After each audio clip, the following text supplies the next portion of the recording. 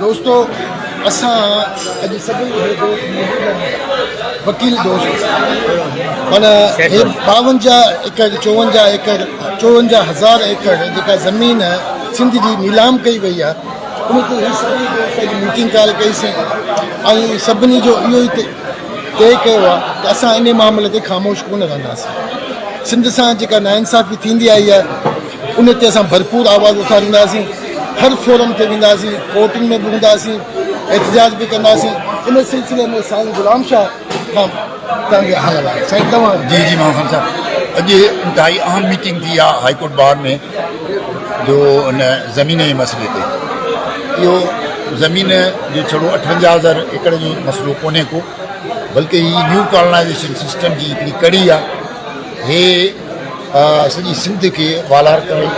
ऐं पंहिंजी ऑक्यूपेशन करणु चाहिनि था पिया, डेमोग्राफी सिंध जी चेंज करणु चाहिनि पिया। हे जॾहिं खां मुल्क ठहियो आहे मुख़्तलिफ़ ज़रियनि सां मुख़्तलिफ़ सबबनि सां जेको आहे सिंध जी ज़मीन ते कब्ज़ो जारी आहे। तो हाणे इंतिहा थी वई आहे तो असां सभिनी दोस्तनि खे सॼोसीं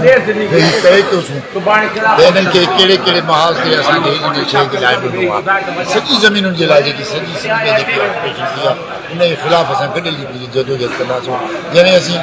सॼा जेके बि स्टेक होल्डर आहिनि उन सभिनी खे इन ज़्यादती जे ख़िलाफ़ु उनखे आगाह कबो, उनखे ज़हनी तरह सां मुतहरिक थियण जे लाइ कोशिशूं वठिबियूं, क़ानूनी तरह सां बि असां जेको आहे सो इन लगातार हिस्टोरिकल बैकग्राउंड सां गॾु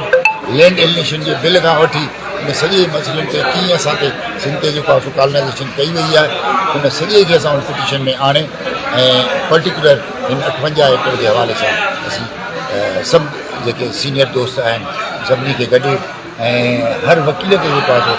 इन में असां घुर बणाईंदासीं ऐं असांजी कोशिशि हूंदी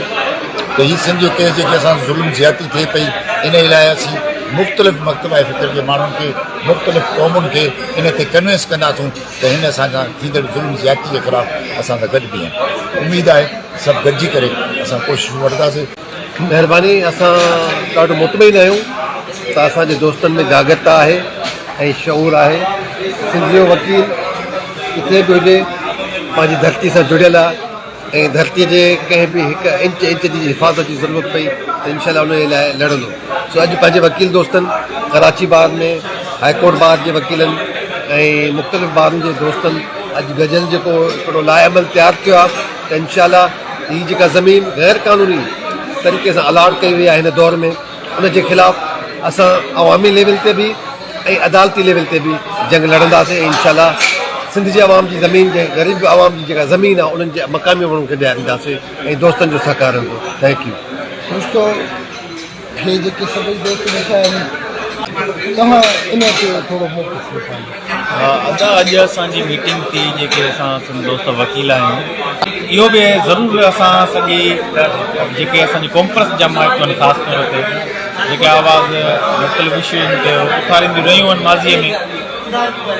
उन्हनि खे असां ज़रूरु अर्ज़ु कंदासीं त बाबा तव्हां छो त पीपल्स पार्टी या ॿियूं जेके वफ़ाक़ परस्त पार्टियूं आहिनि उहे हिन में त न ॾिनी पर कॉन्फ्रेंस मां इहा उमेद वरी बि माण्हू कंदा आहिनि सिंधी ऐं करणु वजह बि सम्झनि था त तव्हां इन इशूज़ खे खणो, तव्हां एहतजाज कयो, इनखे इन फ़ैसिलनि खे वापसि करायो छो जो अल्टीमेटली हीउ जेको मसइलो आहे इहो पॉलिटिकल आहे, प्योर पॉलिटिकल आहे। पर असां ॿारनि जे प्लेटफॉर्म ते निकिरे था खणूं छो जो हींअर फ़िलहालु असांजूं कॉन्फ्रेंस जमातियूं ख़ामोश आहिनि। इन करे असां चऊं था त इहे उन्हनि ताईं बि मैसेज वञे त हू असांजा ॿांह मिले थी ॿियनि असां हुननि जा ॿांह मिले थी। सिंध जो शऊर ख़ामोश न आहे वियो पंहिंजे वतन सां ज़्यादती थींदी असां चुप कोन थी वेंदासीं। पंहिंजी ज़मीन पंहिंजे सिंध जी ज़मीन ईअं नीलाम कनि ईअं ई ऐं असां चुप रहूं इहो थी न सघंदो। छंछरु ॾींहुं 1 बजे